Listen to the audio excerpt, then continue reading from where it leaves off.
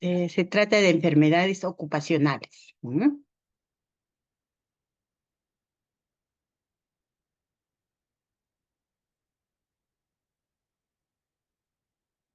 ¿Se ven las diapositivas? Sí, doctora, sí se ve. Sí. Ya. Entonces, ¿podemos empezar? Sí, doctora, ya se están uniendo mis compañeras. Ya. A ver.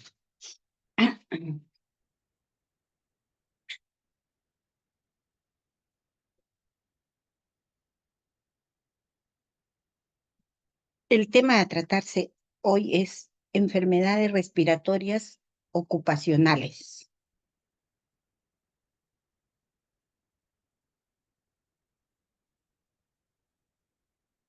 Ustedes saben que actualmente la legislación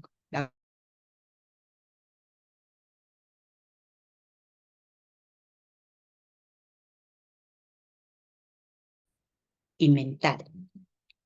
Anteriormente no había prácticamente esa preocupación por el trabajador, pero ahora sí se han establecido las leyes, la ley de la seguridad social y otras leyes que protegen al trabajador, ¿no? El hombre ha estado siempre expuesto a sustancias capaces de causar enfermedad respiratoria por el trabajo que desempeña. Y ya desde hace tiempo se sabe del riesgo que tiene frente a esta exposición laboral. Dentro de las enfermedades ocupacionales existen una serie de afecciones que se caracterizan por la rápida aparición de los síntomas, que puede ser de minutos a horas.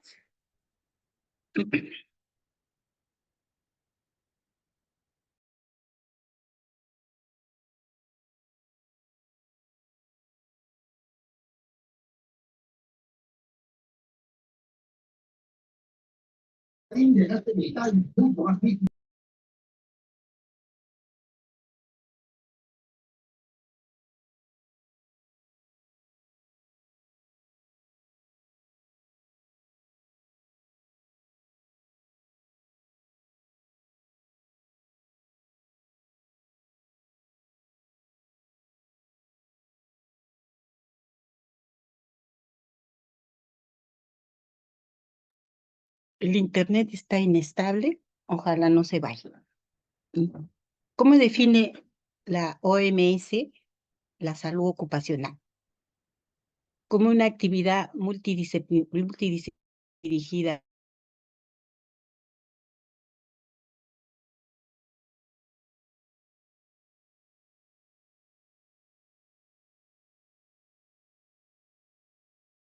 condiciones que van a poner en riesgo o en peligro la salud y la seguridad en el trabajo.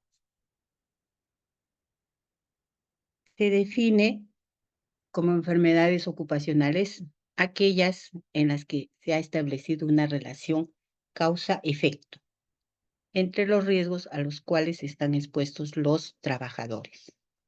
Entonces tiene que haber una causa y efecto para denominar que sea enfermedad ocupacional. La enfermedad ocupacional es un estado patológico que se contrae a causa del trabajo o de la exposición al medio o al ambiente en el cual se encuentra laborando, ¿no? Puede ser causado por agentes físicos, químicos o biológicos. Por ejemplo, un trabajador que trabaja en una mina sin protección, sin EPP, se encuentra expuesto a la inhalación de estas micropartículas de polvo cuando taladra la piedra y se expone a estas múltiples y diminutas partículas, ¿no? Que ingresan por la vía aérea a los pulmones y causan la enfermedad de silicosis, que es la enfermedad más frecuente en los trabajadores mineros. En cuanto a la etiología de enfermedades ocupacionales, se tiene en cuenta el ambiente laboral, es decir, la exposición que tiene al tóxico, que va a ingresar, estas partículas tóxicas van a ingresar por vía inhalatoria al aparato respiratorio y van a generar o producir la enfermedad. Como ya les mencionaba, actualmente existe la Ley de Seguridad y Salud en el Trabajo, que es la Ley 29783, y la norma técnica del MINSA, la 068, que es la que en realidad ha emitido normas en protección del trabajador.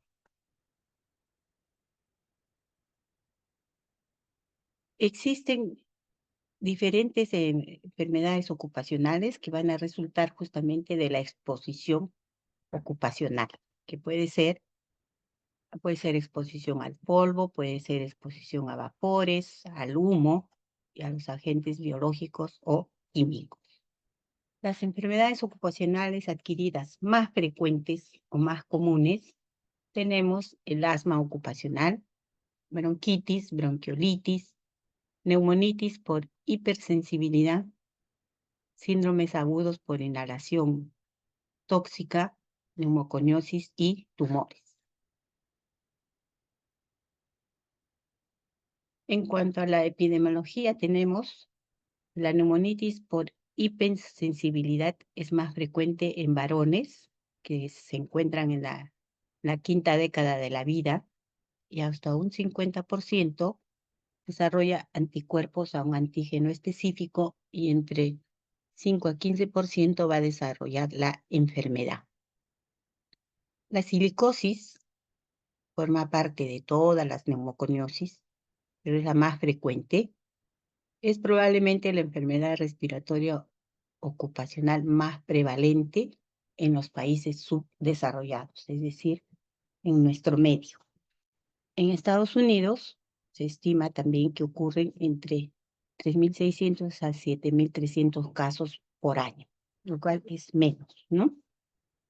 El asma ocupacional también se ha convertido en una enfermedad ocupacional frecuente, valga la redundancia, y es una neumonopatía de origen laboral crónico, más frecuente en los países del primer mundo, en los que se da aproximadamente el 15% de todos los casos de asma, que se van a iniciar en la edad adulta, cuyas cifras se incrementan en el ámbito laboral, produciendo 25 a 52% de trabajadores asmáticos.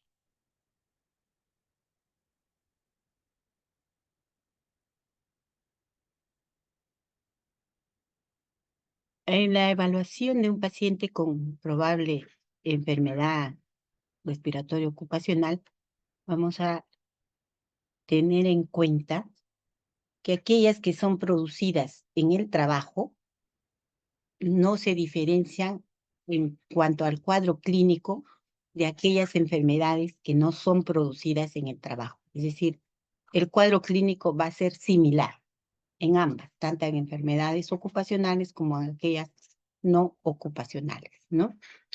¿Dónde vamos a encontrar la diferencia? La diferencia se da en el contexto y los antecedentes del paciente. Para enfermedades ocupacionales debemos tener en cuenta prioritariamente el tipo de trabajo del paciente, ¿no? Cuántas horas trabaja, a qué está expuesto, ¿no? Y tiempo de trabajo. Es decir, los antecedentes ocupacionales son fundamentales en cuanto a historia clínica de enfermedades ocupacionales. En la anamnesis de todo paciente respiratorio, como dice acá el cuadrito, los antecedentes laborales son fundamentales. Es importante conocer tanto su trabajo actual como las labores que haya desempeñado con anterioridad, ¿no? Preguntando en forma específica, como ya les había mencionado, detalles de la labor que realiza, tiempo de exposición, uso de elementos de protección personal, es decir, los EPP, que anteriormente casi no se utilizaban, actualmente sí es una exigencia, ¿no? Y la relación de los síntomas con su trabajo o si hay otros compañeros de trabajo que tienen manifestaciones similares.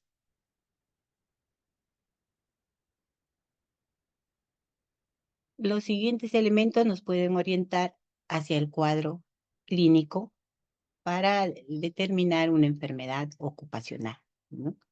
vamos a tener, por ejemplo, en el cuadro clínico que la sintomatología se produce o se empeora en el trabajo. La sintomatología va a mejorar cuando el trabajador se encuentra de vacaciones. También si existen más empleados afectados en la empresa, es decir, con la misma sintomatología. Se conoce de trabajadores retirados por la misma enfermedad y existen sustancias potencialmente productoras de enfermedad en el trabajo, es decir, las sustancias tóxicas o las sustancias nocivas, ¿no? Se calcula que la superficie de los alvéolos pulmonares va a alcanzar unos 70 metros cuadrados, es ventilada por unos 10.000 litros de aire diarios, por lo que el pulmón va a resultar un órgano muy accesible a la inhalación de sustancias nocivas o causantes de patología laboral.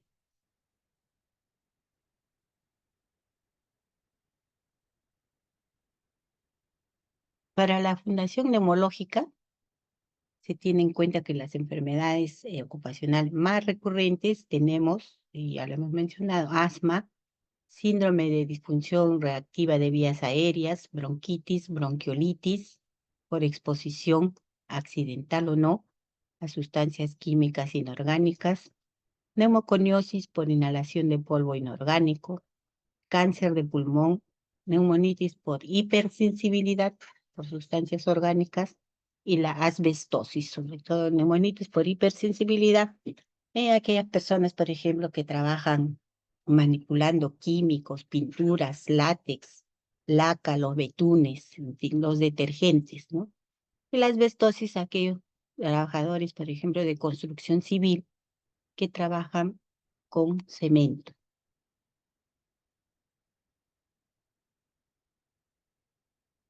¿Cómo se clasifican las enfermedades ocupacionales?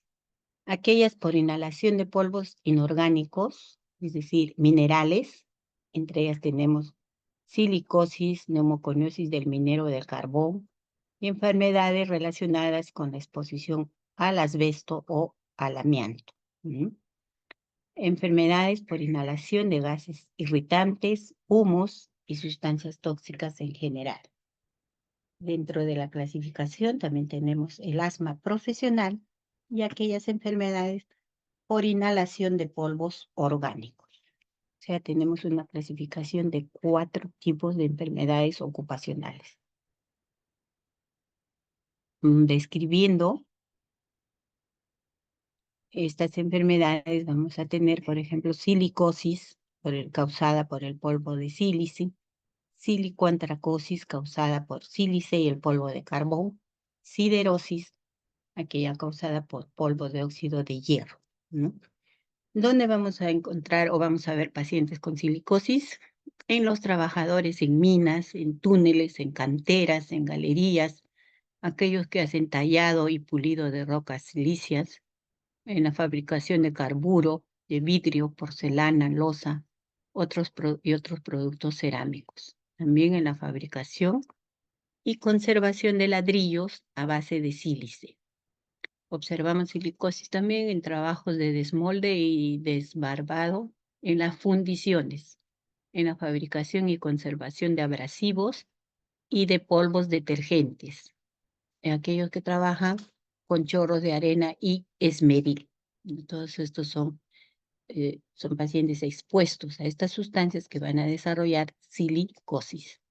En la silicoantracosis la vamos a ver en los trabajadores de minas de carbón, en los carboneros, en los fogoneros y en los manipuladores del negro de humo.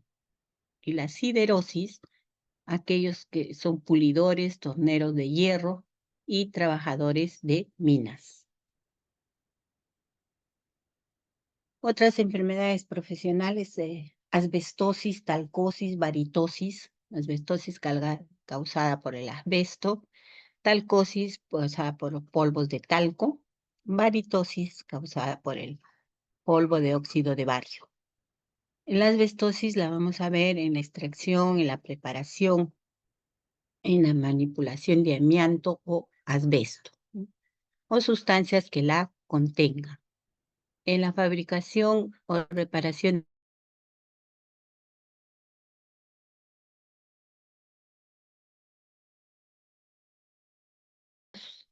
material aislante de amianto y productos de fibrocemento. Aquellas causadas por talco, la talcosis, las observamos en trabajadores de minas, de talco y yeso, en la industria papelera, en la industria textil, de la goma, cerámica, objetos refractarios, aisladores para bujías o industria farmacéutica, ¿no?, que manipulan polvo de talco. Y la varitosis la vamos a observar en trabajadores en minas de bario, aquellos que manipulan bien el bario. Su trabajo consiste en empaque y transformación de compuestos de bario.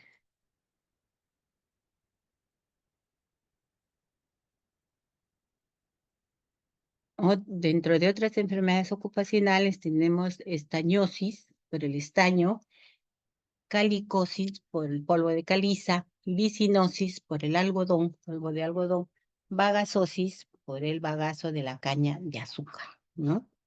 Estañosis la observamos en los trabajadores de minas de estaño que manipulan óxido de estaño y sus componentes, calicosis, trabajadores en cemento o mármol, vicinosis, aquellos que trabajan en la industria de algodón, y bagazosis, trabajadores de la industria de la caña de azúcar o la industria papelera. Todas estas enfermedades que las he mencionado anteriormente se engloban en lo que denominamos neumoconiosis, ¿no? Es decir, silicosis, talcosis, varitosis, bagazosis, en fin. Entonces, ¿qué es neumoconiosis? Es un conjunto de enfermedades pulmonares producidas por la inhalación de polvo inorgánico, ¿no? Tenemos que hay residuos sólidos inorgánicos y aquellos con menos frecuencia, las partículas orgánicas. Todas estas sustancias o estos polvos minerales van a ingresar a los bronquios, ¿no?, a los ganglios o al parénquima pulmonar con o sin disfunción respiratoria asociadas. Dentro de las enfermedades comunes, más comunes, tenemos silicosis, asbestosis y mesotelioma. Es decir, las partículas orgánicas, como ya hemos visto en las primeras diapositivas, van a ingresar hacia el pulmón justamente por la vía inhalatoria, son más accesibles.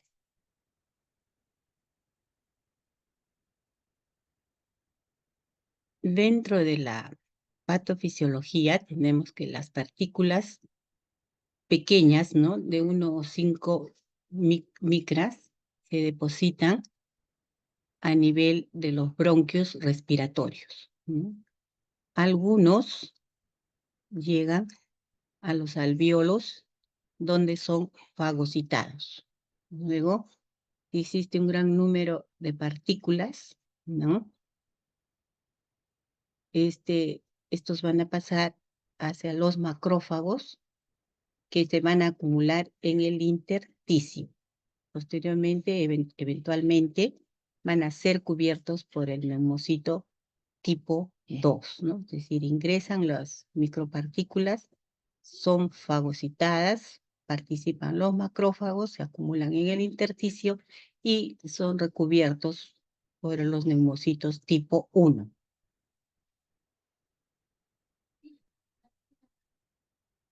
Aquí podemos observar una diapositiva de talcosis, ¿no?, producida por el silicato de magnesio hidratado. Se utiliza en la elaboración de pieles de caucho, papeles, textiles, azulejos de cerámica, ¿no? ¿Qué es lo que va a ocurrir? Va a producirse una inflamación granulomatosa, no necrotizante, que posteriormente va a llevar hacia una fibrosis progresiva, ¿no? Generalmente los ápices y los senos postdiafragmáticos, se observarían mejor en una radiografía de tórax, son respetados en la talcosis, ¿no? Los hallazgos tomográficos van a incluir nódulos centrolobulillares y subpleurales, sobre todo centrolobulillares.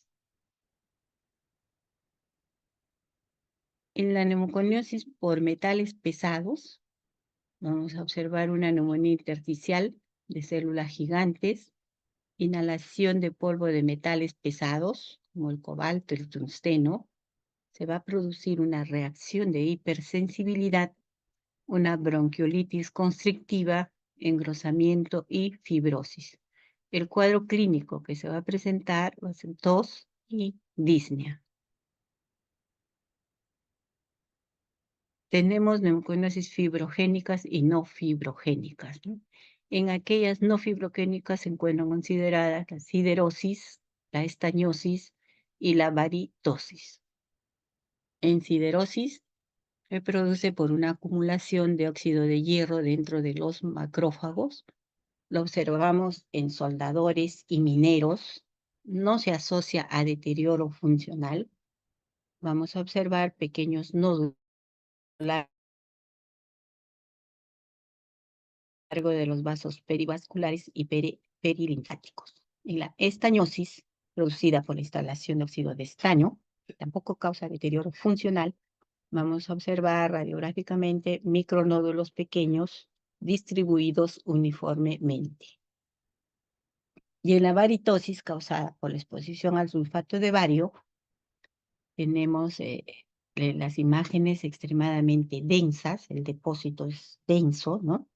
Lesiones nodulares sin afectar ápices y bases de los pulmones.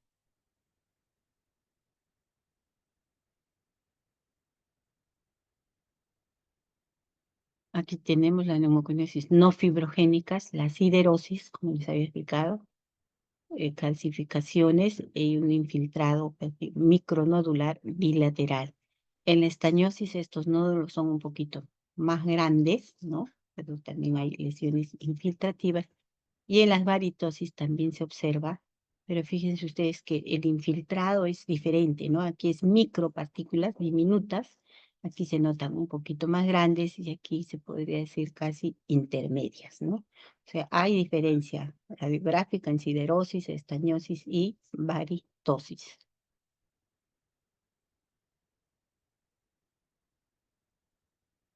Vamos a describir una de las enfermedades más frecuentes, como les repito, dentro de las neumoconiosis, la silicosis, aquella causada por la inhalación de polvo de sílice cristalino, el óxido de silicio, que va a producir una inflamación y una cicatrización posterior en el tejido pulmonar, ¿no? Y al cicatrizar se va generando la fibrosis.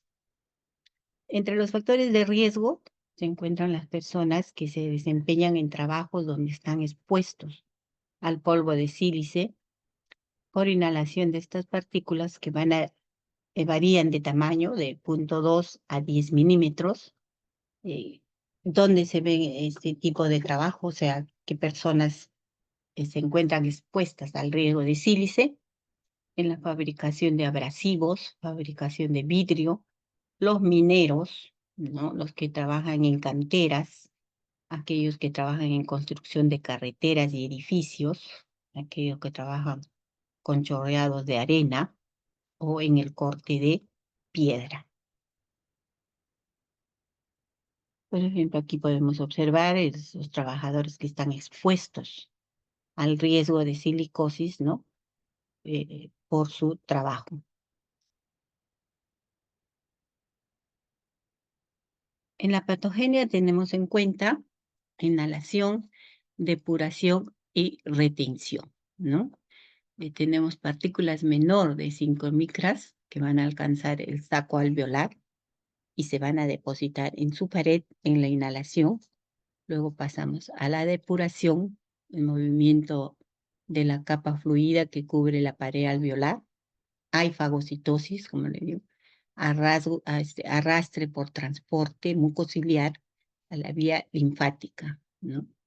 Depuración y luego retención, algunas partículas llegarán al intersticio alveolar quedando retenidas y estas serán las que van a producir la enfermedad. Entonces hay, puedo decir, 3 pasos en la patogenia, ¿no? Inhalación, depuración y retención. Participan monocitos, linfocitos, granulocitos, las interleucinas 1 en la expansión de la respuesta celular, los radicales libres altamente lesivos.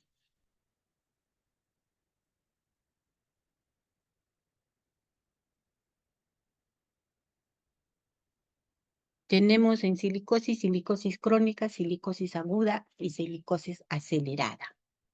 La silicosis crónica aparece después de una exposición de varios años, más de 20 años, en su trabajo, ¿no? Expuesto al polvo de sílice. Tenemos esta silicosis crónica que puede ser simple o complicada. En la simple vamos a observar un patrón nodular, la radiografía de tórax, sin repercusión clínica significativa. Simplemente radiográficamente observamos un patrón nodular. En la complicada ya vamos a observar, aparte de ese patrón nodular, masas mayores a 1 centímetro. Es decir, porque van generando o van evolucionando hacia la cicatrización o hacia la fibrosis masiva progresiva. Y pueden presentarse neumotórax y cavitaciones. En la silicosis aguda tenemos que es una forma clínica rápidamente progresiva. Puede presentarse de 6 a 2 años de estar en contacto con niveles muy altos de sílice, es decir, después de una exposición intensa al sílice. Presenta compromiso renal, hepático y esplénico. La silicosis aguda es de mal pronóstico. Es una forma clínica, como su mismo nombre le dice, aguda, rápidamente progresiva. Y la silicosis acelerada es una silicosis intermedia entre la aguda y la crónica, ¿no? Clínicamente se parece a la forma aguda y anatomopatológicamente se parece a la forma crónica. Eso es ese intermedio entre las dos. En el cuadro clínico o las manifestaciones clínicas, vamos a observar signos y síntomas importantes. El principal, disnea, que se agrava al esfuerzo. Tos, que a menudo es persistente, la fatiga persistente. Taquipnea, pérdida de apetito, pérdida de peso. Dolor de pecho, fiebre. En los casos avanzados podemos observar cianosis, cor pulmonar e insuficiencia respiratoria. Básicamente la primera sintomatología que presentan van a ser la disnea. Muchas veces la exploración física suele ser anodina, ¿no? No encontramos mayor sintomatología, mayor clínica, hay obstrucción al flujo aéreo, a la auscultación, tenemos roncus y sibilantes, así como cuando existe cierto grado de fibrosis, vamos a escuchar unos crepitantes posterobasales, ¿no? Son crepitantes muy típicos en fibrosis pulmonar. ¿Qué complicaciones pueden asociarse? Tenemos insuficiencia respiratoria, fibrosis masiva progresiva, tuberculosis, cáncer de pulmón, enfermedades autoinmunes como el síndrome de Kaplan, el factor reumatoideo, silicosis, el síndrome de Kaplan con un factor reumatoideo positivo, silicosis, presencia de nódulos fibróticos reumatoideos de 0.5 a 5 centímetros. ¿No?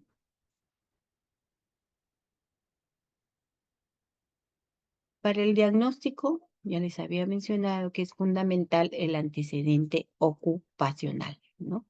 En el diagnóstico de silicosis, el antecedente ocupacional es fundamental y de causa a efecto.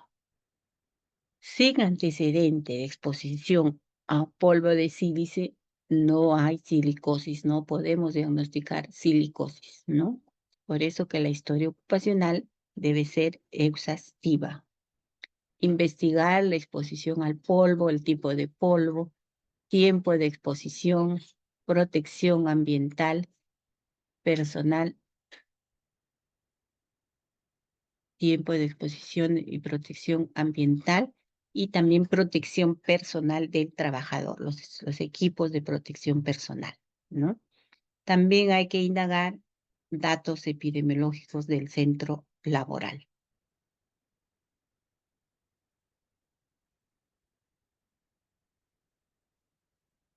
El diagnóstico por imágenes o las radiografías, vamos a ver, la radiografía de tórax va a ser el método diagnóstico para detectar neumoconiosis, una radiografía en póstero anterior y lateral. Para la radiografía simple, se muestran opacidades redondas, no suele producirse alteraciones funcionales con significación clínica. En la silicosis complicada tenemos que se caracteriza por la existencia de masas de fibrosis masiva progresiva. Se van a observar unas masas conglomeradas con mayores a 1 centímetro de diámetro, ¿no? La evolución de una silicosis de forma simple a la complicada se debe a factores muchas veces desconocidos, ¿no? Y entre los factores conocidos tenemos una elevada exposición al sílice, abundante profusión nodular, puede coexistir con tuberculosis y enfermedades del colágeno.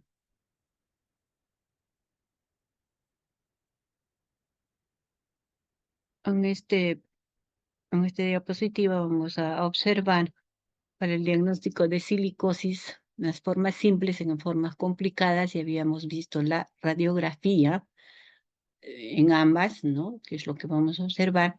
En las formas simples se pide una espirometría con controles periódicos de 1 a 3 años.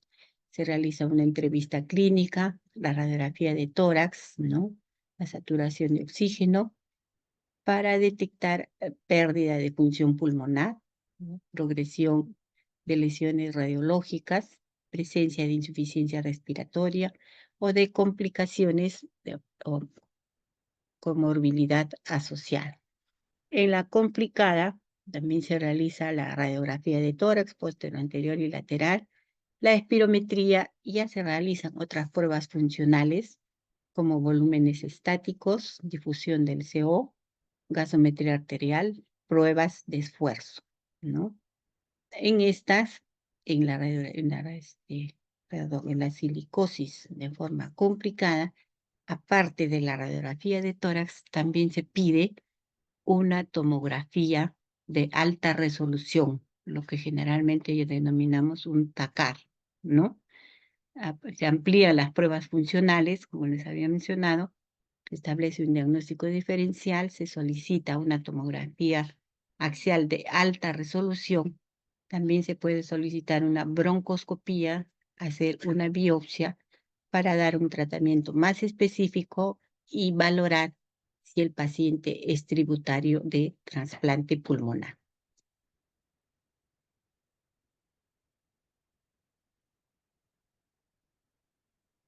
En las pruebas de función respiratoria, la que tenemos principalmente la espirometría, ¿no? Para evaluar el grado de deterioro funcional del pulmón que va a causar la enfermedad. Entre estos parámetros tenemos en cuenta la capacidad vital forzada y el volumen respiratorio forzado al segundo, ¿no? Que se encuentra en los casos de neumoconiosis o silicosis menor del 80% de los valores esperados, siendo valores normales a partir de 80% hacia adelante. También se realiza el test de DELCO o pletismografía. En esta tomografía podemos observar nódulos perilinfáticos, ¿no? Afección en los lóbulos superiores y ganglios calcificados que se denominan radiológicamente como cáscara de huevo, ¿no? Es algo característico en los pacientes con neumoconiosis. Imágenes en cáscara de huevo, que vienen a ser los ganglios calcificados, ¿no? Esta es otra radiografía de un paciente con silicosis, probablemente complicada, como había dicho, lo que vamos a observar van a ser masas, ¿no? Radioopacidades grandes que van a ser generadas por la cicatrización que evolucionan hacia la fibrosis.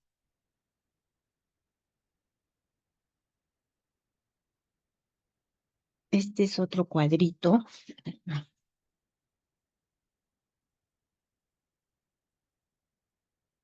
donde vamos a observar los tipos, ¿no? de silicosis y la aparición, los síntomas iniciales, ¿no? Las pruebas de función respiratoria, el tipo de opacidad y las complicaciones que se puedan derivar. Así tenemos la silicosis clásica, ¿no? Aquellos que trabajan en socavón de 8 a 10 años o en tajo abierto, como le llaman, a 15 años. Esta silicosis tiene aparición lenta, los síntomas iniciales asintomático o una disnea mínima. Las pruebas de función respiratoria van a ser controversiales. Hay restricción u obstrucción leve con leve disminución en el test de Delco. El tipo de opacidad, lo que vamos a observar son radioopacidades pequeñas de 0.5 a 5 milímetros en poca cantidad y en las complicadas 20 a 30% derivan a silicosis complicada. Complicada aquella que se ve en trabajadores expuestos 5 o a 10 años de trabajo. Tu aparición también es lenta. La sintomatología tos productiva con disnea mínima. En la función pulmonar ya se aprecia una restricción marcada, disminución en la saturación de oxígeno y en la difusión de CO2. Las radiopacidades que vamos a observar son grandes, mayor o igual a 10 milímetros. Evoluciona hacia una complicación, ya sea con una infección bacteriana, por micobacterias, puede presentarse neumotórax, termina en insuficiencia respiratoria o en cor pulmonar, ¿no? Tenemos, se había mencionado, la silicosis acelerada, la aguda, que se presenta de 6 meses a 2 años de exposición, de aparición violenta, ¿no? Es decir, brusca. La sintomatología inicial, la disnea, el patrón espirométrico, restricción marcada, radiográficamente el tipo de opacidad, pequeñas, de 1 a 5 milímetros, pero muy abundantes, y las complicaciones que se pueden presentar son una proteinosis alveolar, que se correlaciona al cuadro clínico, puede complicarse con micobacterias o también con nódulos silicósticos extrapulmonares. El tratamiento. ¿Cuál es el tratamiento que se va a administrar en cuanto a neumoconiosis? No solo silicosis, sino en neumoconiosis. Estas enfermedades son incurables e irreversibles, ¿no? Prácticamente su tratamiento es principalmente sintomático, es decir, ayudar a disminuir la sintomatología, en este caso, la disnea, ¿no? Tratar de mejorar la disnea. Pero recuerden que son incurables e irreversibles. También se puede administrar oxigenoterapia, esteroides para disminuir un poco la inflamación y facilitar la respiración en estas personas, analgésicos, ¿no? Y antiinflamatorios, es decir, englobados como sintomáticos, ¿no? A los pacientes en estado muy avanzado, un trasplante de pulmón podría ser la única manera de prolongar sus vidas, ¿no? Pero para un trasplante de pulmón también existe un protocolo, ¿no? Se establece un protocolo. Generalmente son tributarios de trasplante de pulmón hasta los 60 años. Mayores de 60 años ya no son casi tributarios de trasplante de pulmón, aparte que tienen que cumplir una serie de exámenes, es decir, el protocolo que consta de múltiples exámenes. En cuanto a prevención de estas enfermedades de silicosis o neumoconiosis, se menciona realizar controles del aire en el lugar de trabajo, minimizar las exposiciones controlando y evitando que estas partículas se encuentren flotando en el aire, ¿no? De ser posible, dice, eliminar el sílice, reemplazándolo con materiales más seguros, aquellos que trabajan, por ejemplo, en la fabricación de vidrio, proveer ropa protectora, es decir, equipos de protección personal, ofrecer entrenamiento en prácticas de trabajo y uso adecuado del equipo protector, poner avisos para prevenir a los trabajadores sobre los peligros, ¿no? Y proveer exámenes médicos a todos los trabajadores expuestos a sílice cristalina. Esta norma no solamente se va a dar en los trabajadores de sílice cristalina, sino que actualmente es obligatorio realizar exámenes médicos en todos los centros laborales a sus trabajadores. Deben de pasar un control anual.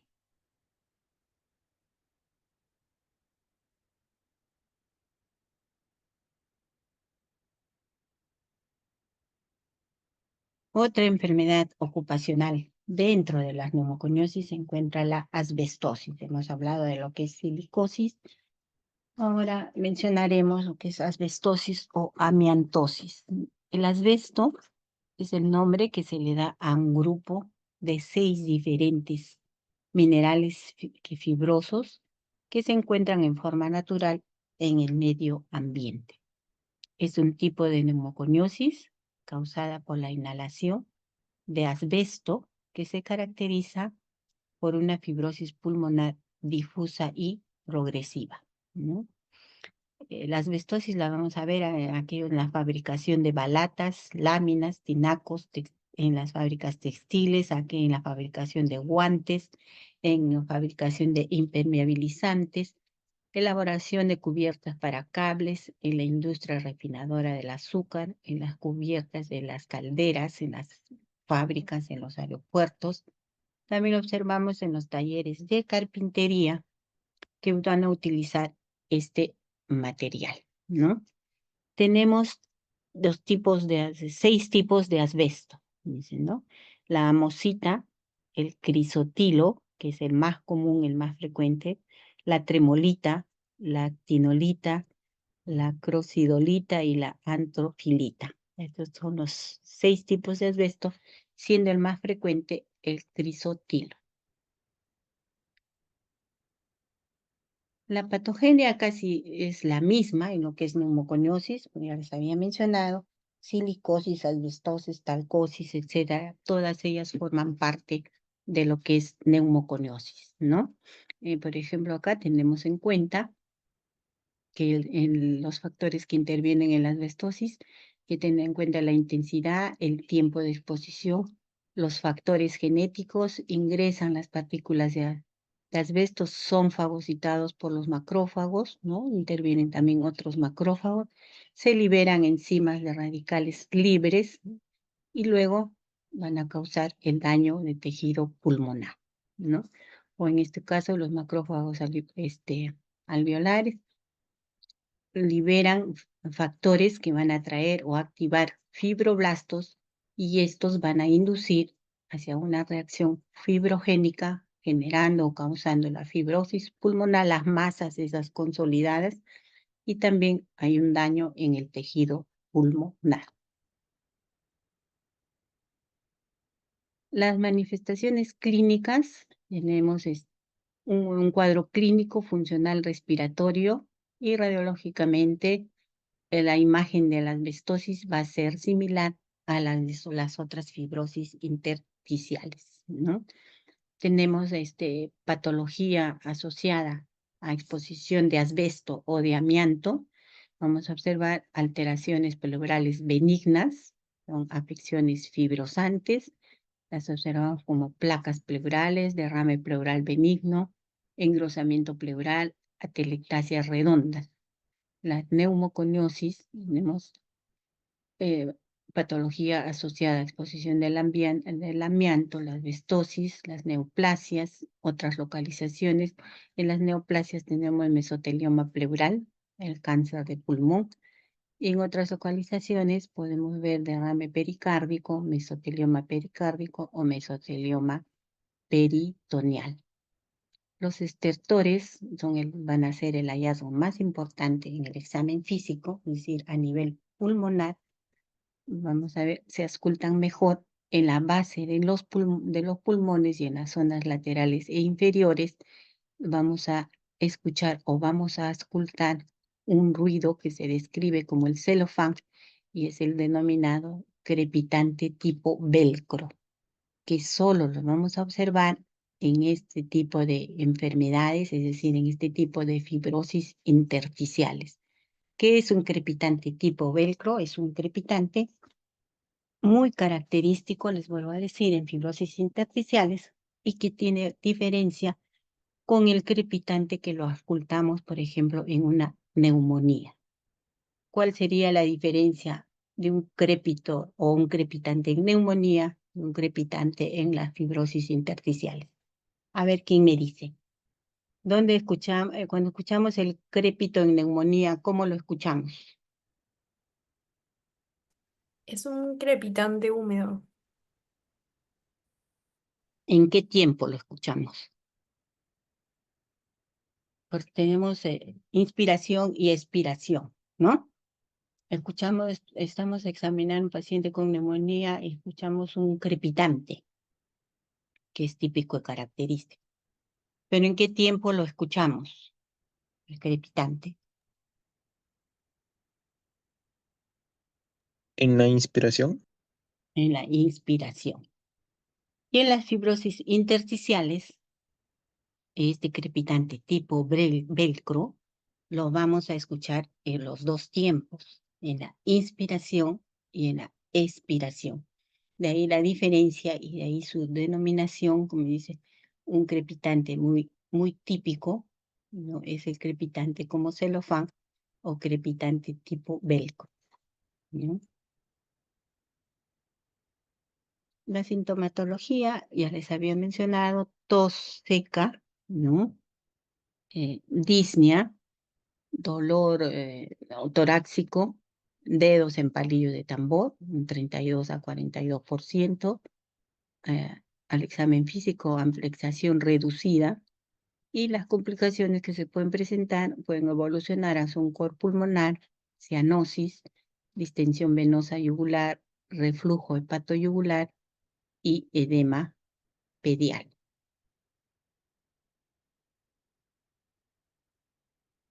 ¿Qué complicaciones pueden asociarse al asbesto o la asbestosis, ¿no? El asbesto produce diversos tipos de neoplasias, como por ejemplo el cáncer de pulmón, ¿no?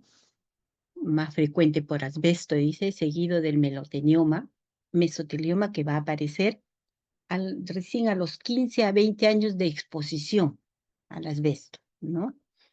También cáncer en la pleura, en peritoneo, en la laringe, en el esófago, en el estómago, en el colon, recto, riñón, enfermedades fibrosantes como asbestosis pulmonar, es decir, la misma enfermedad, fibrosis pleural y placas hialinas pleurales. La radiografía de tórax, vamos a observar imágenes reticulares, ¿no? Y lineales en las bases pulmonares, ¿no? Aquí se nota un poco mejor. Cardiomegalia, fíjense ustedes el índice cardiotorácico, con engrosamiento pleural o fibrosis pleural difusa. Es un engrosamiento de la pleura. Tomográficamente vamos a observar engrosamiento pleural o intercisural, imágenes en panal de abeja, en algunos sitios sobre distensión pulmonar y quistes subpleurales. Característico de engrosamiento pleural e imágenes en panal de abeja.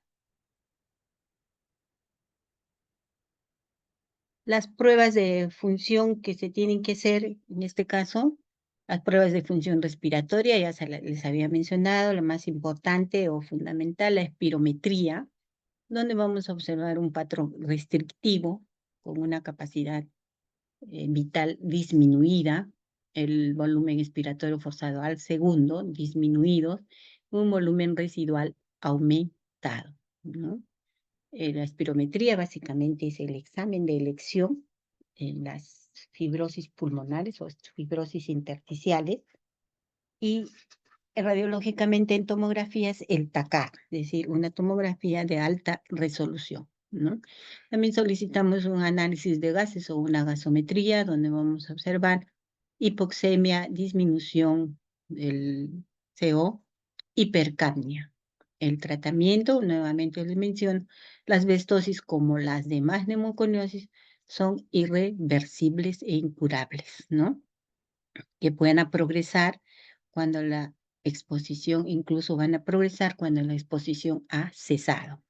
En tratamiento sintomático, les había mencionado, analgésicos, antiinflamatorios, mucolíticos, broncodilatadores, ¿no? Oxígeno suplementario y en algunos casos considerar el trasplante pulmonar.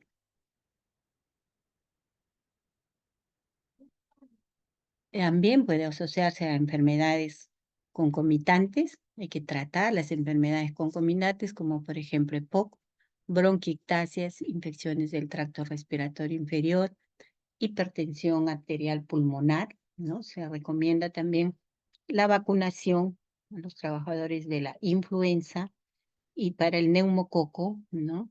En algunos casos se indica colchicina para disminuir la puntuación de la disnea. Dentro del tratamiento también está indicado la terapia de rehabilitación pulmonar y el trasplante pulmonar.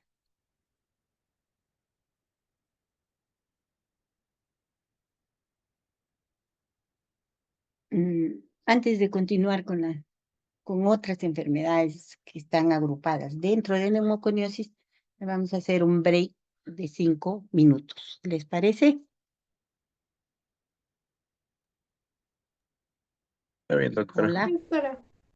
Sí, A ver, para que hacían un breve descanso mental, ¿no?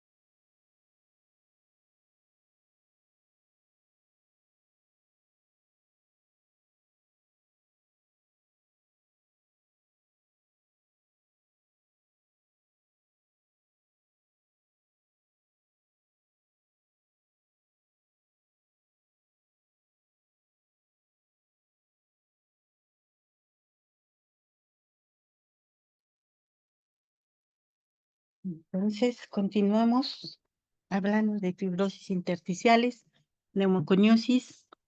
Dentro de ellas tenemos también antracosis, también denominada neumoconiosis en los trabajadores del carbón, ¿no? O el pulmón negro también. La antracosis es una enfermedad del parénquima pulmonar lentamente progresiva que está causada por la inhalación y acumulación del polvo del carbón en los pulmones. La antracosis es una enfermedad crónica, inflamatoria, donde van a participar varios factores ambientales y genéticos que pueden influir en su fenotipo. Aquí pueden observar antracosis en los mineros del carbón. Van a observar las partículas negruzcas histológicamente y el pulmón se pone negro. Conocida, como ya les había mencionado, como neumoconiosis de los trabajadores del carbón, conocida como pulmón negro. Tiene dos formas, simple y complicada. La forma simple no produce sintomatología y la forma complicada puede causar falla respiratoria y la muerte. En las imágenes, que es lo que podemos observar, los signos radiográficos y de tomografía computarizada son indistinguibles de los de la silicosis. Vamos a observar micronódulos en el parénquima pulmonar y micronódulos subpleurales a predominio del lóbulo superior derecho, ¿no? Calcificaciones en cáscara de huevo. Aquí no se aprecia muy bien, pero van a ser las calcificaciones de los ganglios linfáticos.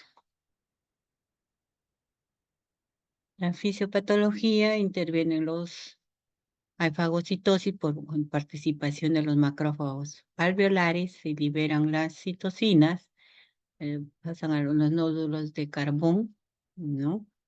Por acumulación de colágeno, estos van a ocasionar un enfisema local, ¿no? Vamos a ver fibrosis en áreas adyacentes a las máculas de carbón, ¿no? Hay distorsión de la arquitectura pulmonar, obstrucción al flujo de aire y deterioro funcional, ¿no? Que puede ser leve o un grado mayor destructivo. Existen dos formas de neumoconiosis, ya habíamos hablado, en la silicosis, igual en la antracosis simple complicada, en la simple con máculas de carbón individuales, la complicada con coalescencia de máculas y fibrosis masiva progresiva. En todas este tipo de enfermedades lo que vamos a observar es una fibrosis masiva y progresiva.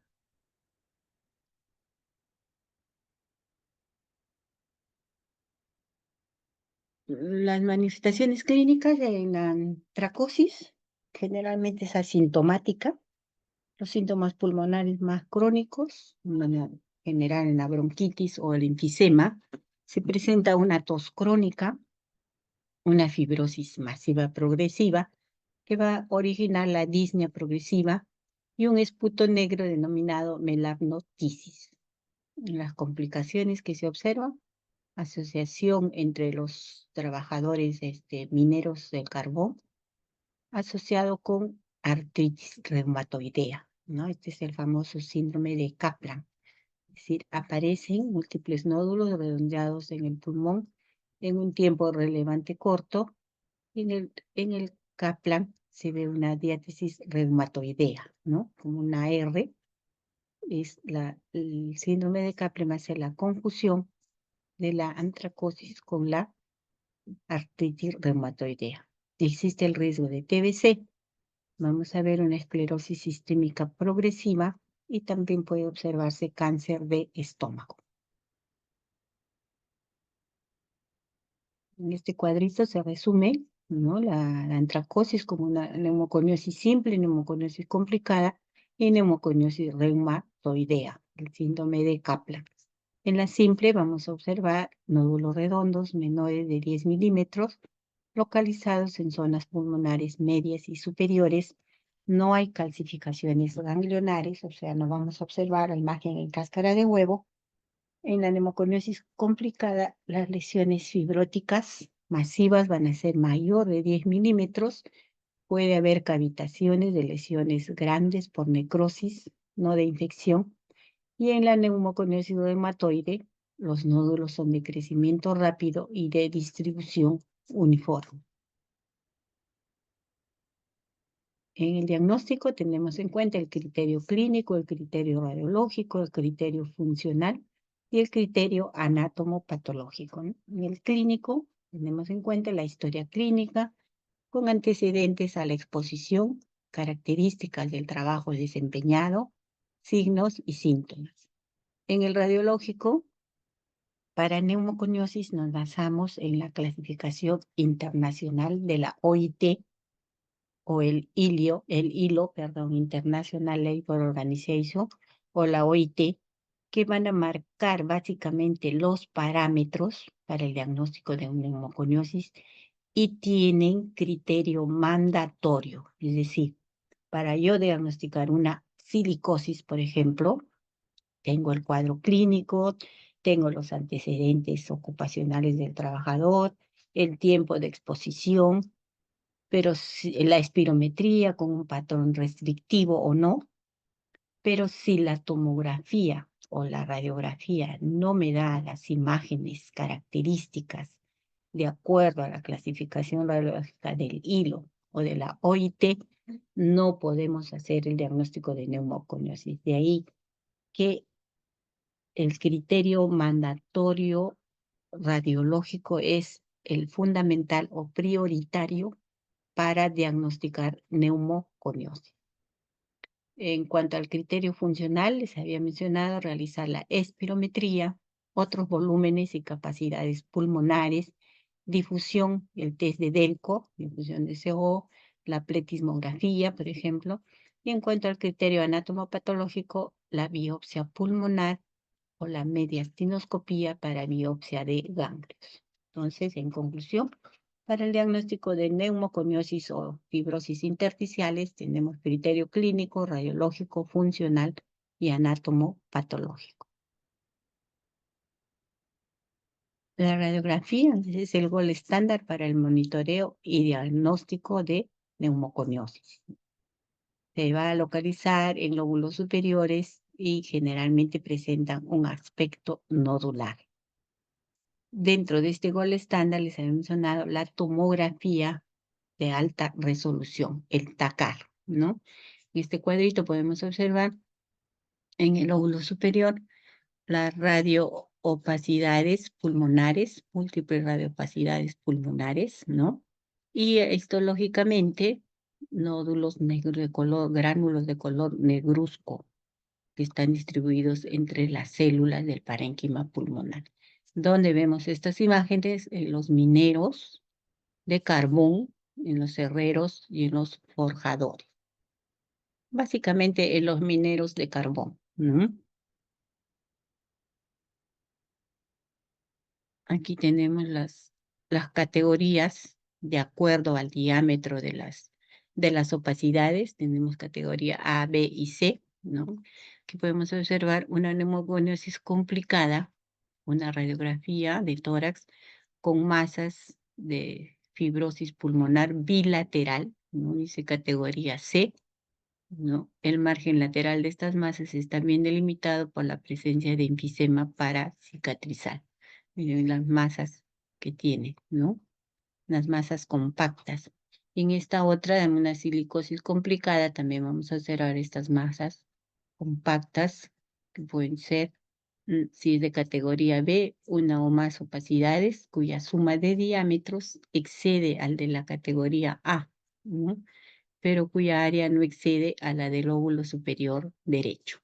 Entonces, la clasificación radiológica por categorías A, B y C. Esta otra imagen radiológica que nos permite ver las lesiones, las radioopacidades micronodulares, acá como un empastamiento delilio pulmonar, tal vez los ganglios calcificados, ¿no? Y que básicamente la lesión o el compromiso va a ser en el lóbulo superior, sobre todo en el lóbulo superior derecho. Esta es otra imagen semejante a la que vimos anterior, opacidades grandes, compactas, ¿no? De un diámetro mayor bilateralmente. El tratamiento, ya habíamos mencionado, son incurables, irreversibles, el tratamiento sintomático, ¿no? Mucolíticos, broncodilatadores, terapia con oxígeno, rehabilitación pulmonar y restricción de nuevas exposiciones, es decir, evitar que el paciente esté expuesto, ¿no? A estos factores de riesgo. Pero si ese es su trabajo, realmente es difícil evitar que esté expuesto a factores de riesgo, ¿no? En la prevención, ya habíamos hablado de eliminación de la exposición, cesación del hábito de fumar, que también corrobora en el cuadro clínico, incrementando la sintomatología, administración de vacunas, ya habíamos dicho, en la prevención contra la influenza y el neumococo, ¿no? Y máscaras respiratorias para la protección del trabajador, es decir, los equipos de protección personal.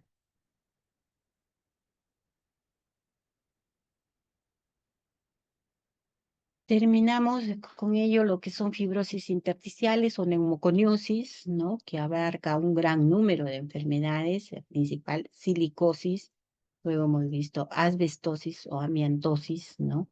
Podemos ver talcosis, bagasosis, es decir, todo este tipo de enfermedades englobadas en lo que son neumoconiosis. Otra enfermedad ocupacional se describe el asma, ¿no? Como asma ocupacional. Para no sin antes decirles que dentro de las enfermedades ocupacionales vamos a tener las neumoconiosis, el asma ocupacional, tuberculosis ocupacional y el COVID, que también ha sido considerado como enfermedad profesional. Vamos a hacer la descripción del asma ocupacional. En el asma vamos a ver una limitación variable al flujo aéreo y hay hiperreactividad bronquial que se atribuye a causas o condiciones determinadas, derivadas de su medio ambiente, ¿no? En el ambiente laboral podemos encontrar agentes inductores o agentes incitadores. Los inductores van a producir obstrucción bronquial, hiperreactividad inespecífica e inflamación. Los agentes incitadores son aquellos que producen obstrucción, al menos que la exposición sea a elevadas dosis, ¿no? Entonces, inductores, incitadores.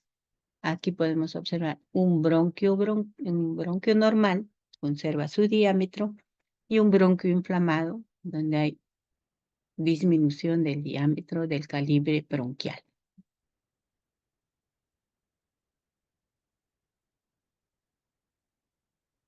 En la clasificación vamos a tener que en el asma ocupacional vemos mecanismos, aquellos mediados, pues, mecanismo inmunológico y no inmunológico. Dentro del inmunológico están mediados por la inmunoglobulina E, ¿no? Mediados por agentes de alto peso molecular, algunos de bajo peso molecular, y no inmunoglobulina G mediados por bajo peso molecular. Tienen un periodo de latencia, un comienzo brusco, no hay periodo de latencia, y la provocación está en íntima relación con la exposición. La sintomatología se va a desencadenar con la exposición, ¿no? De todos los casos de asma en la población adulta, el asma ocupacional va a representar 10 a 15%. Para otros autores, hasta un 25% va a representar el asma ocupacional. En la patogenia del asma ocupacional tenemos en cuenta el tipo de agente, el nivel de exposición, el modo de exposición y los factores genéticos, porque ustedes saben que en asma, simplemente asma no ocupacional, se describe en la etiología que también existen factores genéticos, ¿no? Aquí vamos a ver los agentes que causan el asma ocupacional. Así tenemos agentes de alto peso molecular como agentes de bajo peso molecular, ¿no? Entre los agentes de alto peso molecular, por ejemplo, podemos mencionar a la harina, donde vamos a observar que se desencadena el asma ocupacional en los panaderos, en los pasteleros, en los moledores de grano, ¿no? Alergenos derivados de animales presentan el asma ocupacional, los manipuladores de animales, los tecnólogos médicos, los cirujanos veterinarios, los trabajadores agrícolas. También tenemos agentes de alto peso molecular, donde intervienen las enzimas o agentes nocivos, aquellos usuarios de detergentes, trabajadores farmacéuticos, panaderos. También tenemos el látex, ¿no? Que va a desencadenar asma ocupacional en aquellos profesionales que manipulan el látex, ¿no? Valga la redundancia, por ejemplo, trabajadores de salud o de laboratorio. Los mariscos también son descritos como agentes de elevado peso molecular y van a desencadenar el proceso asmático en aquellos que procesan los mariscos. También tenemos agentes de bajo peso molecular, ¿no? Entre ellos tenemos los isocianatos, el polvo de madera, los anhidridos, las aminas, los colorantes, el persulfato, el acrilicato, los medicamentos, los metales que van a producir asma ocupacional, ¿no? Por ejemplo, los isocianatos van a producir asma en los pintores con aerosoles, en los instaladores de aislamientos, fabricantes de plástico, de gomas, el polvo de madera, en los carpinteros, en los trabajadores forestales, ¿no? Los anhidridos, aquellos que trabajan o manipulan plásticos, resinas, y así sucesivamente. Entonces tenemos en cuenta agentes de alto peso molecular y de bajo peso molecular que van a desencadenar asma ocupacional en los trabajadores, ¿no? Otros agentes responsables de la hiperreactividad bronquial que vamos a observar en asma, tenemos los ácidos, ácido acético, ácido sulfúrico, ácido hidroclórico, gases como el amoníaco, el cloro, gases de diésel, mostaza, fosgeno, óxido de etileno, el fuego o el humo o las pinturas, ¿no? Pinturas en aerosol, isocianatos, pinturas de ácido calentado. Entre otros tenemos la formalina, los removedores de metales, óxido de calcio, agente decolorante, anhidrido ftálico, cloropicrina, agentes limpiadores, es decir, en los detergentes, ¿no? Detergentes, ceras, sellantes de piso, ¿no? El dietilaminoetanol, la epiclorohidrina, el rocío de limpieza, agentes fumigantes. Todos ellos también van a desencadenar hiperreactividad bronquial.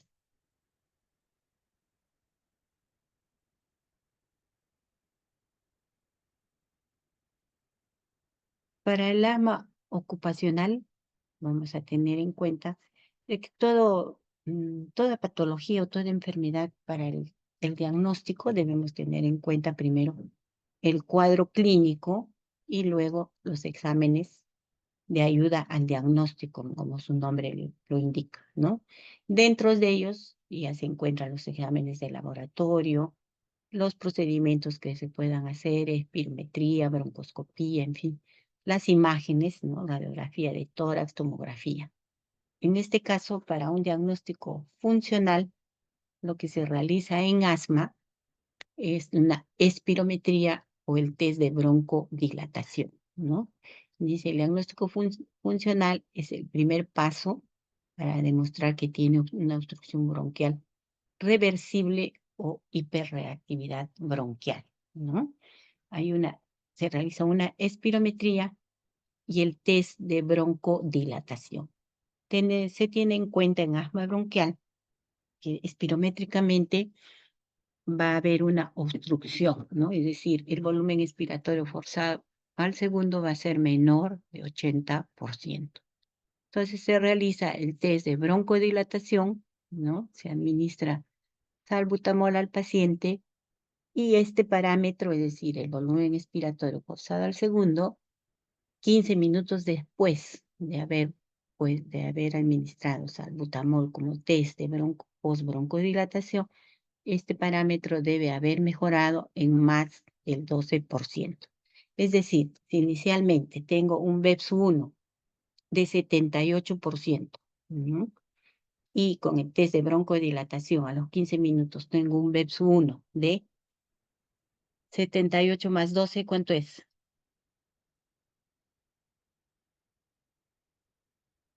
¿Cuánto 90. suma? 90. 90. Entonces ha mejorado en un 12%. Lo que quiero imaginar es la mejoría que hace en el pre y en el post. La mejoría que se describe tiene que ser de un 12%. ¿Ya? El BEPS-1 debe mejorar en un 12% y en ese caso sí podemos mencionar que es un test de broncodilatación positiva. O sea, ha habido reversibilidad al broncoespasmo. Si este BEPS-1 no mejora en un 12% a más, entonces el test no es totalmente reversible, sino parcialmente reversible. ¿Ya? Una vez demostrado, hay que determinar que el deterioro funcional va a guardar relación con la exposición laboral, es decir, en todas las enfermedades, no solo en asma, sino de acuerdo a la exposición que tenga, el deterioro funcional va a estar en relación directa con la exposición laboral, porque habíamos manifestado que para hablar de enfermedad ocupacional tiene que haber causa-efecto. Otro método más sencillo, si no se cuenta con un espirómetro, porque un espirómetro lo podemos tener en el hospital, ¿no? Un método más sencillo es el registro del pico de flujo o el peak flow, ¿no? O el volumen expiratorio forzado al segundo. Se hace un control al menos 4 veces al día durante 2 semanas trabajando y otras 2 cuando está fuera del trabajo. Entonces ahí se verifica realmente si hay variaciones en este pico de flujo. El hallazgo más claro es la presencia de una variabilidad diurna superior al 20% durante los días de exposición y no durante los días de baja laboral o de vacaciones. Esto con el peak flow o el pico de flujo. También tenemos en asma ocupacional, aparte del diagnóstico clínico funcional, el diagnóstico inmunológico.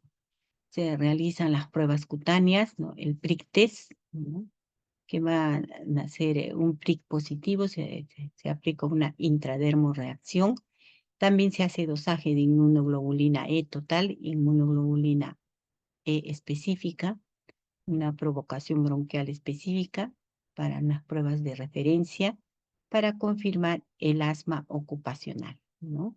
Se hace el de pre y post broncodilatación y se tienen en cuenta indicaciones y contraindicaciones.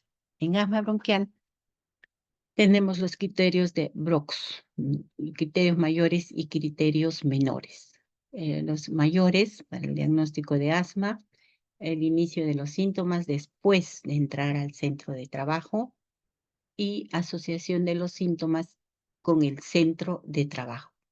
Entre los criterios menores tenemos el agente reconocido como causa, cambios en el volumen expiratorio forzado al segundo relacionados con el trabajo, pruebas de provocación específica positivas y una clara asociación entre los síntomas y la exposición al agente específico. Es decir, este punto se refiere cuando el paciente está en su trabajo, los síntomas y la exposición que tiene al agente específico, y cuando está fuera de su trabajo, la sintomatología disminuye. El tratamiento en caso de asma bronquial se trata como un asma no ocupacional, ¿no? Pero hay que tener en cuenta también el cese de la exposición, o sea, evitar que el paciente esté expuesto a estos factores desencadenantes. El paciente debe ser reubicado en un puesto de trabajo diferente, debe seguir el tratamiento convencional y los protocolos de acuerdo a la severidad del asma y abandonar el hábito de fumar. Esto en cuanto a asma ocupacional, ¿no? Y los factores desencadenantes. Otro tema que vamos a ver ahora va a ser tuberculosis ocupacional, ¿no? Les había mencionado que tuberculosis también es considerada como enfermedad ocupacional y es muy frecuente observarla en los trabajadores de salud. ¿Mm?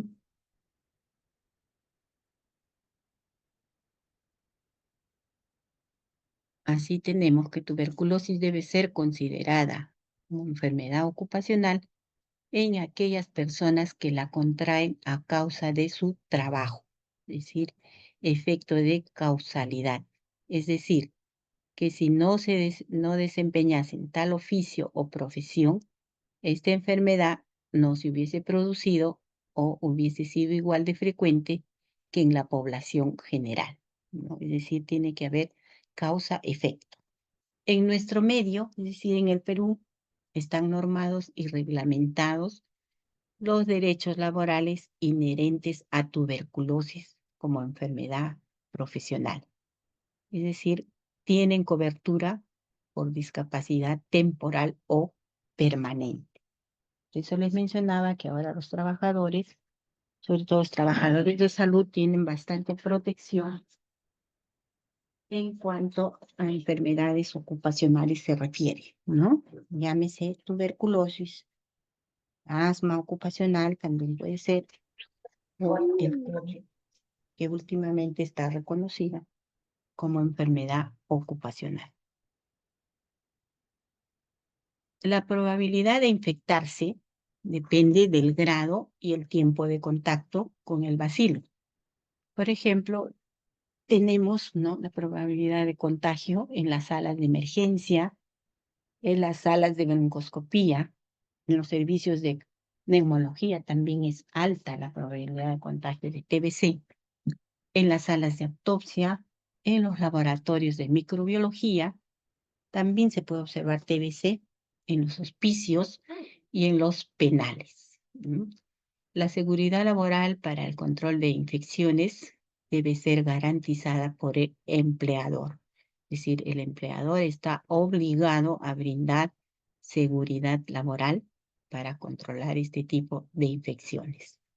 Se debe implementar actividades específicas de aislamiento, de protección respiratoria, de sistemas de tratamiento de aire, es decir, por ejemplo, algunos servicios de neumología, no todos, tienen sistemas de tratamiento de aire. Es decir, en ese ambiente se ubican los pacientes con tuberculosis, sobre todo aquellos pacientes con tuberculosis drogoresistente, multidrogoresistente o extremadamente resistente. Lamentablemente, no todos los hospitales cuentan con estos ambientes con sistemas de tratamiento de aire. Podemos mencionar, por ejemplo, el Hospital Hipólito Unanue sí tiene ambientes con sistema de tratamiento de aire. El Hospital 2 de Mayo también tiene.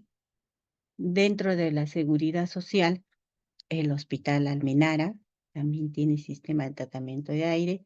En Minsa, otro hospital, el Carrión, Daniel Alcides Carrión, también cuentan con ese sistema de tratamiento de aire, ¿no?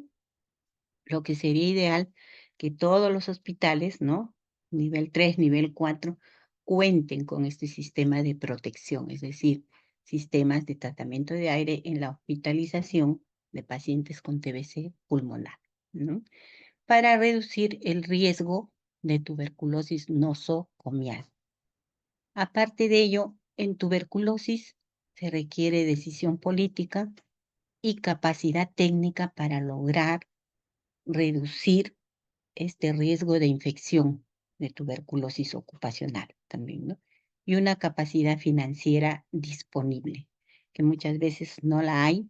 Entonces, la tuberculosis pese a tantos esfuerzos que se hacen, todavía no se logra controlar. Aquí tenemos en el Perú la evidencia de tuberculosis en personal de salud.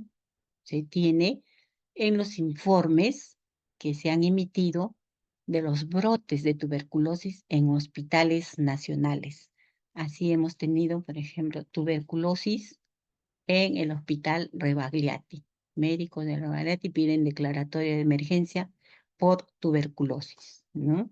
Otro hospital también, donde sus trabajadores fueron afectados en gran magnitud, tenemos el Hospital Grau de Salud, médicos infectados con tuberculosis. Otro hospital, tenemos, Salud tiene casos de TBC en trabajadores del Hospital Grau, no solo médicos, sino personal técnico de enfermería. Otro brote se vio de tuberculosis, o este reporte dice: el Perú es el segundo país en América con más casos de tuberculosis. Se vio un reporte de brote o rebrote de tuberculosis también en el Hospital 2 de Mayo, ¿no? Dice, al menos 2 médicos y un estudiante ya habían contraído el mal por falta de mascarillas, es decir, por falta de equipos de enfermedad, perdón, de protección personal, ¿no? Galenos exigen que el nosocomio sea declarado en emergencia y se destituye al director general. Bueno, eso por capacidad de gestión, ¿no? Pero básicamente, ahora que ustedes acuden a diferentes centros hospitalarios, a las clases, ¿no? También deben de tener su protección, básicamente llevar sus equipos de protección personal, no dejar sus útiles personales en el piso, ¿no? Generalmente no hay donde lo pongan, ponen la mochila en el suelo, no, el piso, pese a que lo limpian cada hora, que en algunos hospitales el personal de limpieza está pasando la escoba, el trapeador. Hay alumnos, a pesar de que se les recomienda, que dejan la mochila en el piso porque no encuentran dónde dejarla. Y se les recomienda, básicamente, no llevar muchas cosas. Yo sé que salen muy temprano de sus casas a veces para ir a las clases y entre ellos llevan a veces sus alimentos y lógicamente llevan una mochila pesada, ¿no? Por eso se recomienda lo más liviano posible, que si no tienen dónde ponerlo, bueno, lo tienen con ustedes mismos, una mochila que no sea muy pesada. Por eso no poner sus objetos personales en el piso, en los muros, ¿no? Incluso en las sillas, porque realmente en todos los hospitales, a pesar de la limpieza que existe, como les digo, hay contaminación, ¿ya? Entonces, estos son los brotes que se han reportado en los diferentes hospitales de nuestro medio. En cuanto a la legislación laboral, dice, la tuberculosis es considerada enfermedad ocupacional para el personal de salud en todo el territorio nacional y está incluida en el Seguro Complementario de Trabajo de Riesgo, el SCTR, ¿no? Que es un seguro, existe también un seguro obligatorio contemplado en la Ley de Modernización de la Seguridad Social, es decir, la Ley de Modernización de la Seguridad Social, la Ley 26790. En MINSA, con su resolución ministerial 069 del 2011, aprueba el documento técnico de evaluación y calificación de invalidez por accidentes de trabajo y enfermedades profesionales. En ella se van a definir los criterios de invalidez temporal o permanente para los casos de tuberculosis pulmonar o extrapulmonar, ¿no? Entonces, les vuelvo a repetir, ahora los trabajadores de salud ya se encuentran muy protegidos por nuestras leyes, lo que no ocurría anteriormente, ¿no? Es importante que en nuestro país la tuberculosis haya sido declarada enfermedad ocupacional, porque brinda a los trabajadores el derecho a una cobertura de invalidez parcial o permanente, y además ha servido para poner en marcha medidas de prevención, ¿no?, con el objeto de evitar la aparición de TBC en el resto de trabajadores. Sí, el MINSA ha elaborado el documento técnico que reglamenta la obligatoriedad de ambientes con adecuada ventilación, con medidas de protección y vigilancia de tuberculosis en el lugar del trabajo, así también como disminuir el estigma y la protección del empleo en aquellos trabajadores que han sido afectados por TBC, ¿no? Es decir, anteriormente, cuando un trabajador por X motivo contraía la enfermedad, contraía la tuberculosis, realmente pues era aislado totalmente, ¿no? Nadie se le acercaba, cuando el paciente ya era reincorporado a su trabajo, todo el mundo corría de él. Ahora lo que se trata es disminuir este estigma que sí se ha conseguido y lógicamente todos saben que tuberculosis puede afectar a cualquier personal de salud, sea médico, técnico, obrero de limpieza. Hay que tener las medidas tanto personales como a nivel del centro laboral. No voy a describir lo que es tuberculosis porque este no es una clase de tuberculosis, sino describir tuberculosis como una enfermedad ocupacional. Y pasamos a describir la última enfermedad ocupacional reconocida, el COVID-19 producido por el coronavirus. Ustedes saben que este virus produjo una pandemia desde el año 20 con una elevada mortalidad en trabajadores de salud como en la población general, ¿no? El COVID-19, producido por el coronavirus, que son una extensa familia de virus que pueden causar enfermedades tanto en humanos como en animales. En humanos, los coronavirus causan infecciones respiratorias que pueden ir desde un simple resfriado hasta enfermedades más graves, como el síndrome respiratorio del Oriente Medio, el MERS, y el síndrome respiratorio agudo severo, el RAS. El coronavirus que se ha descubierto más recientemente causa la enfermedad, es decir, valga la redundancia, el COVID-19 por coronavirus, que ocurrió una pandemia, ¿no? Que nos mantuvo alejados más de un año de nuestros centros hospitalarios. COVID-19, una enfermedad infecciosa causada por el coronavirus descubierto recientemente.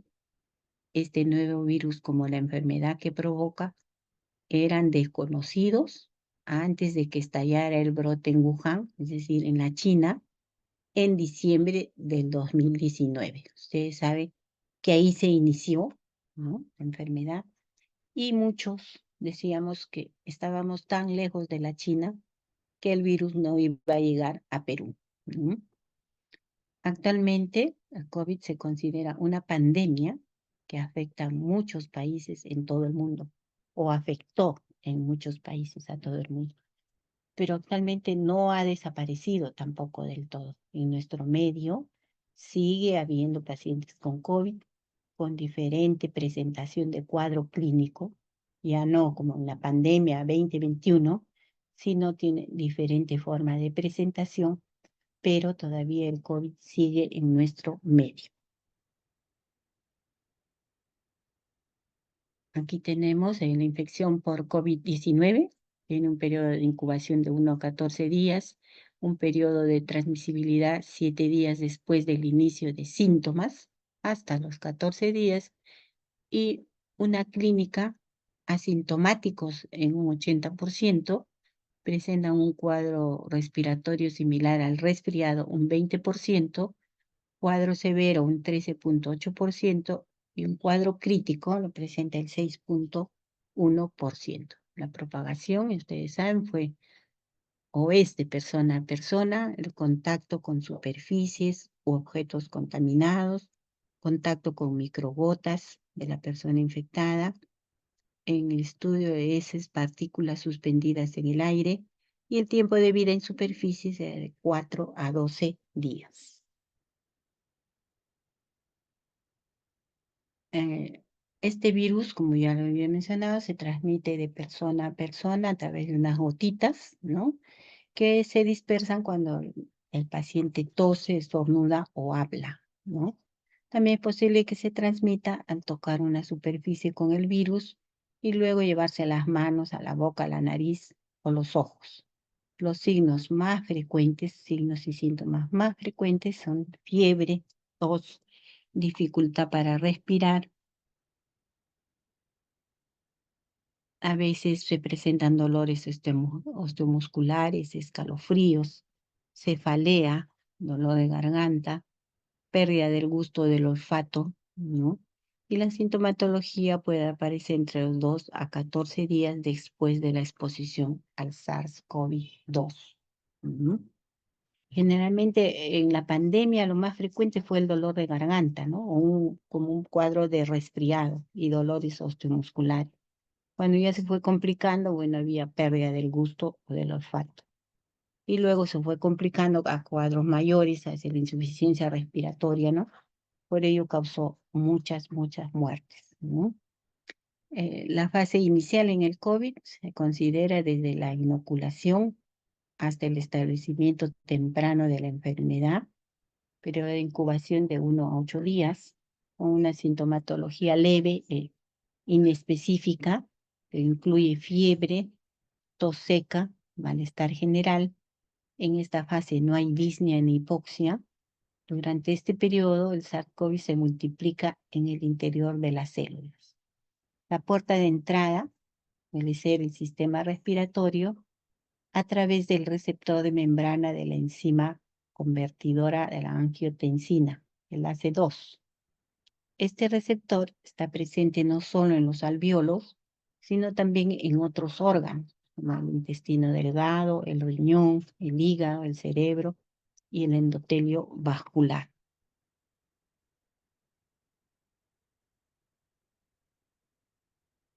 El diagnóstico se establece por el reconocimiento del virus mediante el PCR, ¿no? O la reacción cadena de la polimerasa, estudios serológicos para la detección de anticuerpos, inmunoglobulina M, inmunoglobulina G, indican exposición al virus, pero no necesariamente enfermedad.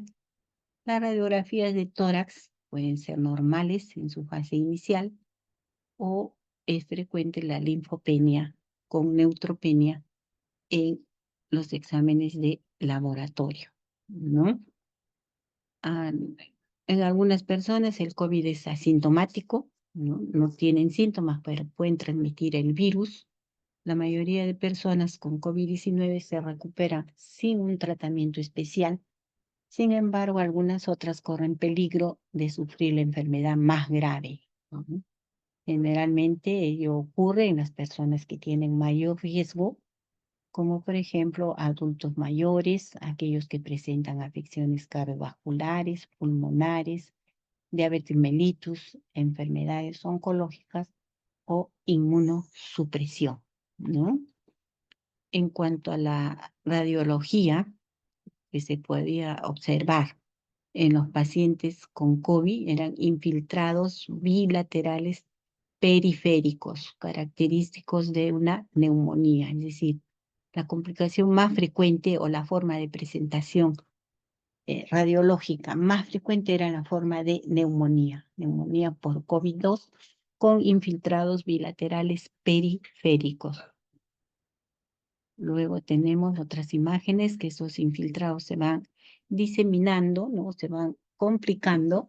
Y en una tomografía podemos ver imágenes bilaterales ya en vidrio pulido o en parches, lo que se denominaba también el tracing paving, es decir, parches, ¿no? en el pavimento, así como un patrón reticular, imágenes quísticas e imágenes nodulares de 3 a 10 milímetros de diámetro y bulas enfisematosas. Entonces, esta es la imagen característica en una tomografía computarizada, imágenes en vidrio pulido o imágenes en parches, lo que se denominaba el tracing paving, ¿no?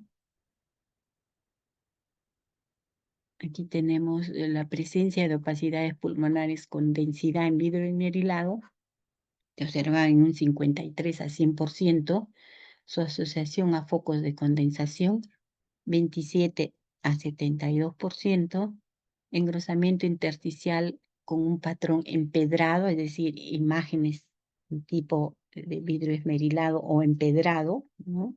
En un 19%, y la expresión en la radiografía de pulmón es similar a la que se observa o se refleja en la tomografía computarizada. Hasta el momento no se ha demostrado un medicamento efectivo para el COVID-19. En cuanto a su tratamiento, se plantea el uso de sintomáticos, de antibióticos de ser necesario, también hidroxicloroquina o cloroquina, ¿no? La FDA ha revocado su uso al evaluar que ambas drogas no tienen efectividad en el COVID-19. Tampoco se recomienda el uso de lopinavir, ritonavir u otros inhibidores de proteasas porque no tienen farmacodinamia favorable, y en ensayos clínicos hay datos negativos. No se recomienda la administración de antivirales en pacientes de manejo ambulatorio, ¿no? También en cuanto al tratamiento, ustedes habrán escuchado hablar de la ivermectina, que sí se empleó, ¿no? Pero ha demostrado actividad in vitro para el virus SARS-CoV. Sin embargo, no hay datos clínicos publicados para su uso en COVID-19. Los datos farmacocinéticos disponibles sugieren que a dosis utilizadas para el manejo de parasitosis como la estrongiloidiasis, las concentraciones inhibitorias de SARS-CoV-2 prácticamente no son alcanzables. Sin embargo, pese a estas descripciones, el uso de ivermectina fue muy difundido, fue muy utilizado en la época del COVID porque prácticamente ya no se sabía qué administrar al paciente, ¿no? Porque fue algo nuevo, fue una enfermedad de aparición nueva que no estaba descrita en los libros, y también en cuanto a vacunas no había nada descrito. Las vacunas se hicieron a la velocidad del rayo y nos aplicaron, digo, pues yo también me apliqué la vacuna y ahora se están reportando muchos casos de efectos adversos, ¿no? Se esperan futuras investigaciones, en particular para estos virus respiratorios. El tratamiento también se puede indicar uso de corticoides, oxigenoterapia y profilaxis para la enfermedad tromboembólica.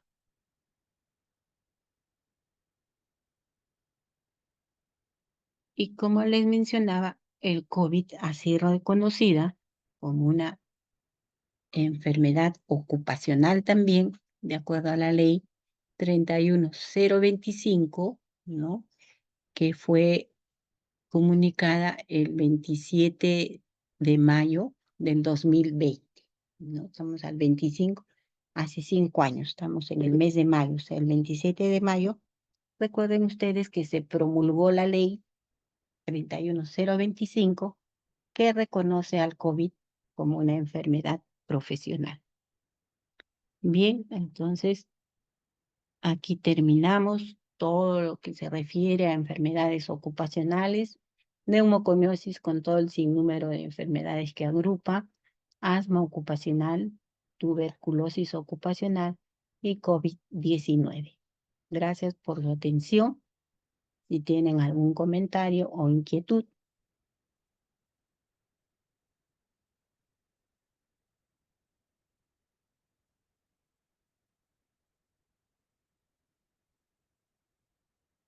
Jóvenes, No, pero todo claro.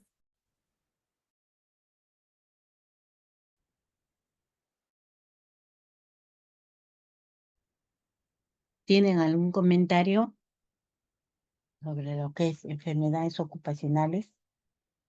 En realidad agrupa un sinnúmero de enfermedades, ¿no? Todas relacionadas a exposición a agentes nocivos en su centro laboral.